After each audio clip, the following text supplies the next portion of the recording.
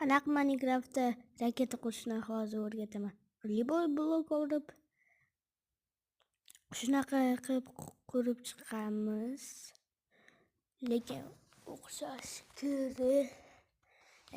Noto'g'ri o'ylayaptimi? Bilmayman. Lekin men birinchi marta qilganimda o'xshagan. Endi buni qanaqa? Buni bu yoqqa qo'yib buni olish kerak. Endi slizing kerak, uch olib mana shunaqa qo'yib chiqish kerak. O'shanda raketa bo'ladi.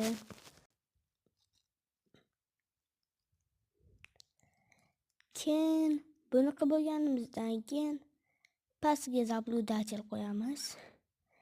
Keyin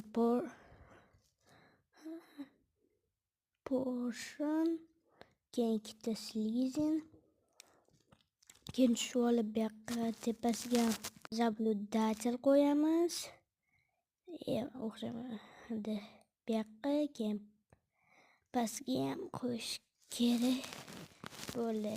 Yana portion qo'yamiz.